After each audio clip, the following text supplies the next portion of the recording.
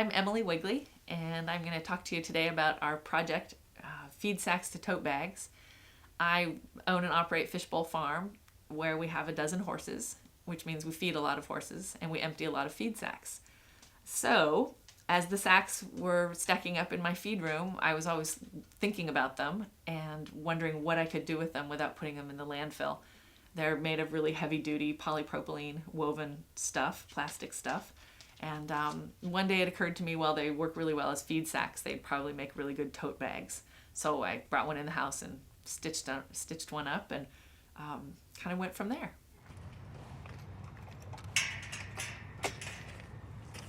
This last December, I was approached by Cece Stone. She wanted to buy a bunch of bags. She thought they were pretty cool. And she liked them so much and had a wonderful idea for our community, which was, let's see if we can find some folks who are underemployed or unemployed who could use some home piecework type of employment, and show them how, and give them a sewing machine, show them how to stitch up tote bags.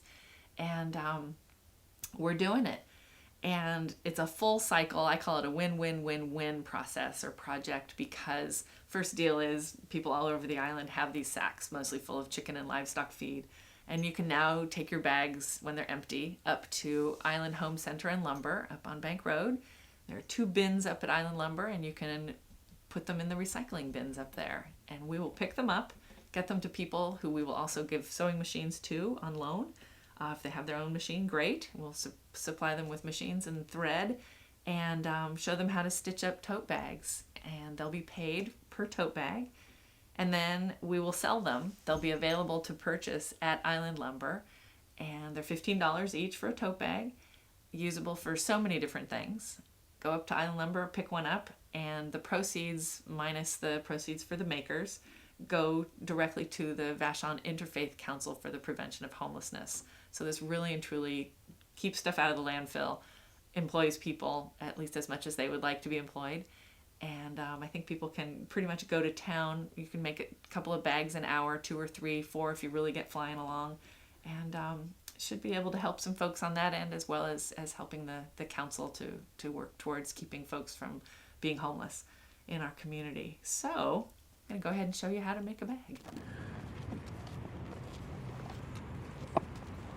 So we're going to take an empty bag and make it into a tote bag. So I'm going to just slide this over here.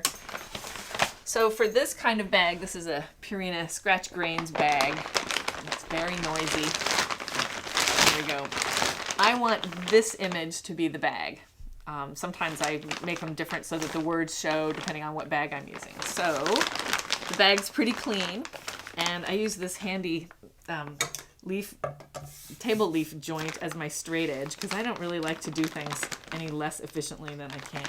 So it's just going to sit there, take my scissors, and just cut across the bottom.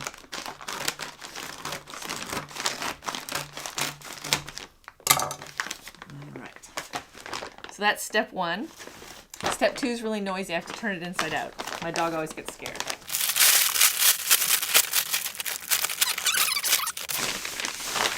What do you do to clean those out? That's a great question. All I do is wipe them out. This one, honestly, I didn't wipe the inside out because the chicken feed bags are really clean. Some of the pelleted hay and other products are not so clean. But I just take a damp cloth and just wipe them down. This one was in my feed room for a long time, so it was pretty dusty, and I did need to clean it off. So and you were saying in the presentation that you don't use anything with... I don't. Yeah, exactly. We don't use any sacks that have any meat products or animal byproducts in them.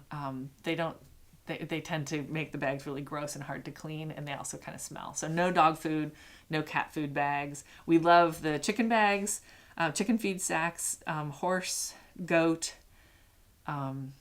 Those are pretty much the big ones that we get on the island. And then lots of folks buy wild bird seed and black oil sunflower seeds. And those bags are beautiful, and those are wonderful. So first seam, I have my machine all ready to go. And as you can see, I just kind of wing it. But that's just kind of the way I fly. All right, here we go.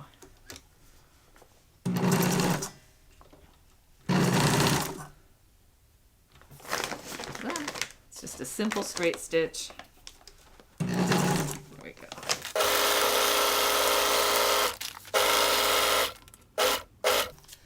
And you'll see when I stop and start at the ends, the beginning and the end, I'm just reversing, and that's just to snag the thread in there so I don't have to tie a knot. If it was on the outside, I may not do it that way. I may do it with the, may tie a little knot in the thread by hand. And then I'm just gonna fold it because I don't want any raw edges of this plastic stuff on the inside of the bag. So I'm effectively hemming it, and I kind of, over time and trying to make these quickly and efficiently, I've decided that, you know what, if I can fold twice and stitch only one time, more power to me. I want to make them quick and easy. So I just fold it over twice, and this material is pretty amazing. You can run it across the edge of the table to really get a hard fold, which is very nice. So now I'll just run it through again. And this is, as you can see, my machine kind of walks around a little bit. It's not a heavy-duty machine. It's just a home sewing machine, and this one's a portable. There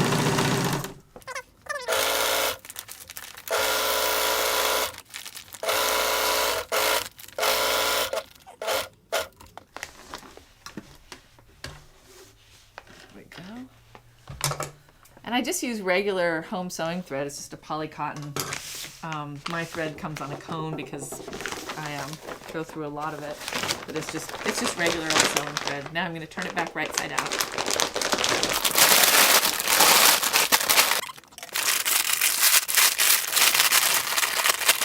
This is probably the hardest part, just in terms of kind of manhandling it.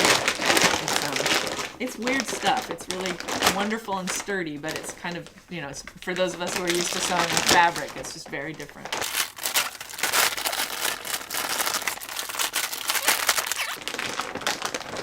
There.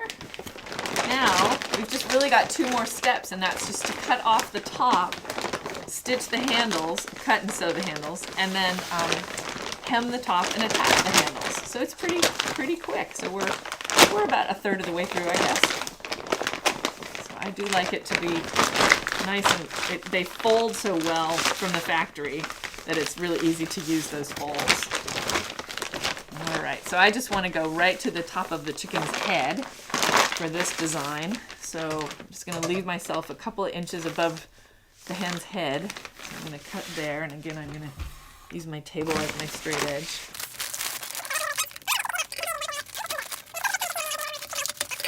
So that's going to be our bag. This is what we're going to make the handles out of. So handles, and you can do what you want. Sometimes it's kind of fun to check and see what's on the bag and incorporate that into the handle, or not, you know, just kind of whatever you want. So I'm just going to go ahead and cut this.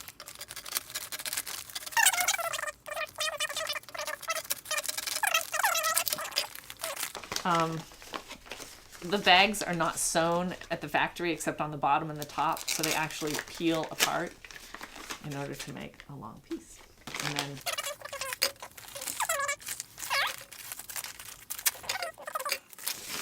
each one of these strips can make two handles, so I'm just going to take a look and see which one I like, just design-wise. And I think I like this one. I like it. It's wide and it's kind of interesting. It's got a whole chicken on it. So this is waste. Not much goes in the garbage. And then before I make the handles, I usually just put that aside. I go ahead and I'm going to hem our bag. So I like to start with the front down. And it's pretty easy to see the design through the material.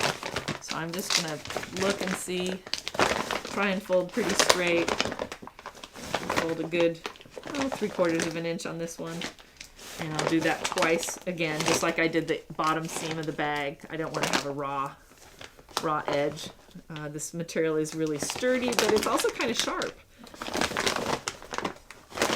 I'm just pressing it down with my fingernail, my thumbnail. So again, I like to fold twice and stitch once. And now I'm going to be really careful that I don't fold over the chicken's head on the design. But I also want to make sure that I'm not going to stitch across her head. I'm just using black thread. Sometimes I'll use a real contrasting thread, purple or teal green or whatever. Looks kind of nice on some of the different bags. But just black for the most of them. And after I'm through folding this, and I'm folding more than I thought I needed to, but that's the way the design is. Better to fold more than to fold too little, so you've got a nice big tough top. And then, while it's folded before I stitch it, I'm just going to make sure that I didn't fold too crooked. A little crooked is okay.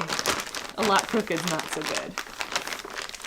Yep, I'm satisfied with that. So I like to stitch so that I can see the outside. In traditional sewing for clothing, you'd probably be stitching so that you could maybe be really careful to snag in the ends. But I like to be sure that it's going to look good since this is sort of the meat of the project. So I start over on the side, and I want to make sure to catch all the edges in there.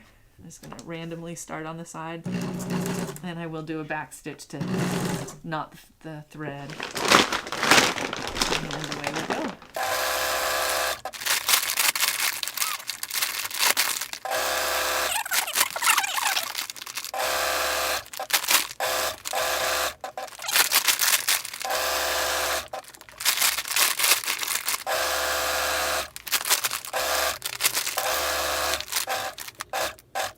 Sometimes we have a little bit of sewing drama. Occasionally the thread will break or we'll run out of bobbin thread, which is the second thread that the machine uses, but so far so good.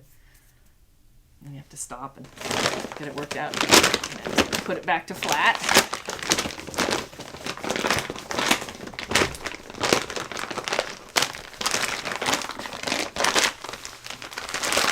So there she is. There's our bag. Now we just need our handles. So I'm going to move my machine over a little bit. And just a lot of folding at this point. And because the material has a 90-degree weave, just like any kind of normal woven fabric, if you get it crooked, you end up with an interesting curved handle, which it still works just fine. And sometimes if you get the curve just wrong, it actually is just right and it's more comfortable on your hands.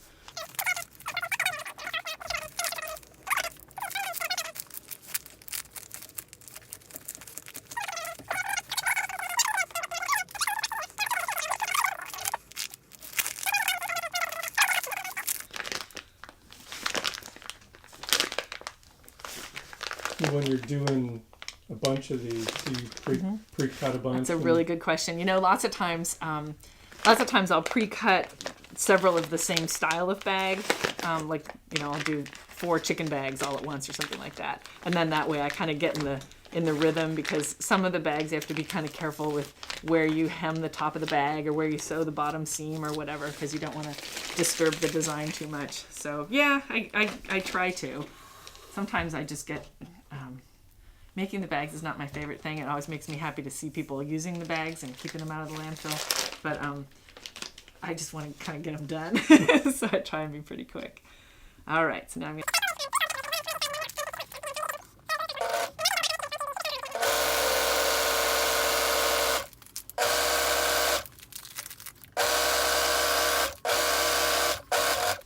Some of the feed bags have funny messages on them about nutrition and health and things. And out of context, of course, they're written for how to take good care of your chickens or your livestock. And out of context, they look really funny. Because, you know, I use mine for my groceries a lot. And it just always cracks me up that, you know, I have, like, certified natural or whatever. Always offer plenty of fresh water is one of my favorites. Good idea for all of us. So then I just fold it in half. Cut it, because this is 2 handles. And now I have to decide where I'm going to put the handles, and I honestly think this is probably about the most technical part of the whole bag making process. I'm going to take my little handy ruler, which is an old tired ruler with chips on it. I'm not really caring too much about how many inches or centimeters anything is. I'm just going to measure in. I'm going to do this one at 4 inches in. It's just kind of the magic number that's worked really well for me, and I just use a pencil.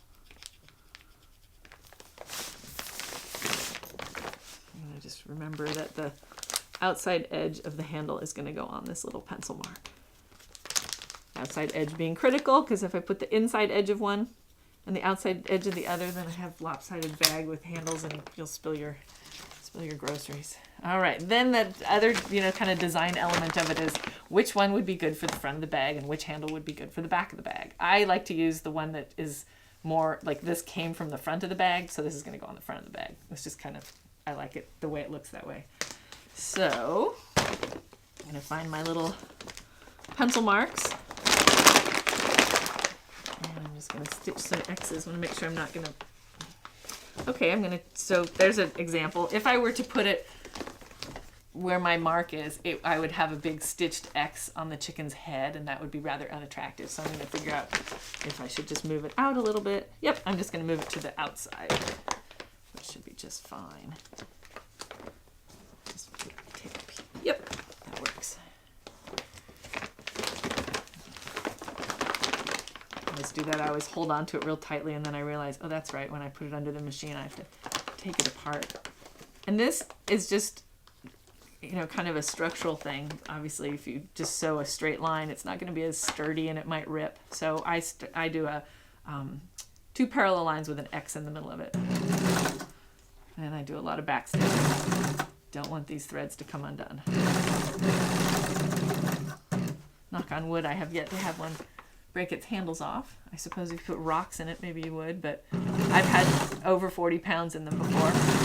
These are really tough bags.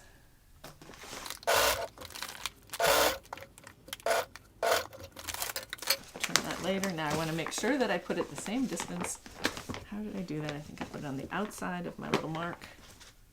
Yep, looks good. Because like I said, if you get them off center, it's really awful. You have to take it apart. No one likes to take it apart. It's not fun. It's very possible though. It's actually pretty easy to rip stitching out of this. Easier than a lot of fabric. There we go.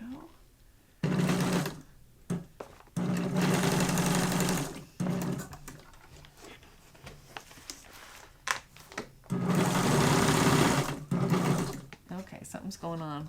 I think I have